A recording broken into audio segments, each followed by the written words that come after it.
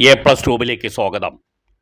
വീണ്ടും ഭൂമി തരംമാറ്റത്തിനു വേണ്ടിയുള്ള അദാലത്തുകൾ സംഘടിപ്പിക്കാൻ സർക്കാർ തീരുമാനമെടുത്തിട്ടുണ്ട്.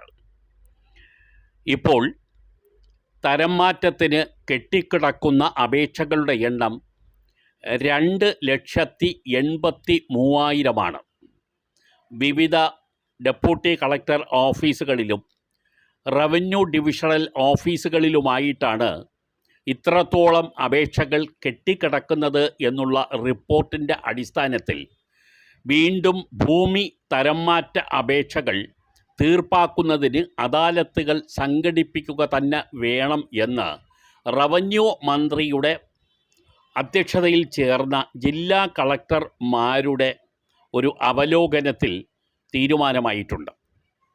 ജില്ലാ കളക്ടർമാരുടെ മേൽനോട്ടത്തിലാണ് അദാലത്തുകൾ സംഘടിപ്പിക്കുക.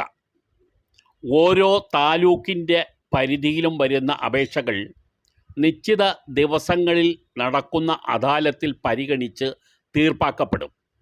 നിലവിൽ നേരത്തെ പറഞ്ഞതുപോലെ 2,83,097 അപേക്ഷകളിലാണ് വിവിധ ഓഫീസുകളിലായി ഇപ്പോൾ പെൻഡിങ്ങിലുള്ളത്. 71 ഓഫീസുകളിലാണ് തരംമാറ്റ അപേക്ഷകൾ നിലവിൽ കൈകാര്യം ചെയ്തുകൊണ്ടിരിക്കുന്നത്.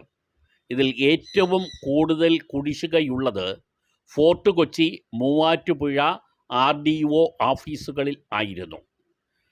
ഈ തരത്തിൽ സംസ്ഥാനത്തുടനീളം നിരവധി അപേക്ഷകൾ പുതിയതായി വന്നുകൊണ്ടിരിക്കുകയും ചെയ്യുന്ന സാഹചര്യത്തിൽ ഇപ്പോൾ കെട്ടിക്കിടക്കുന്ന അപേക്ഷകളുടെ എണ്ണം വീണ്ടും വർദ്ധിച്ചേക്കാൻ സാധ്യതയുണ്ട് എന്നുള്ള റിപ്പോർട്ടുകളുടെ അടിസ്ഥാനത്തിലാണ് വീണ്ടും അദാലത്ത് നടത്താനായി തീരുമാനമെടുത്തിരിക്കുന്നത്.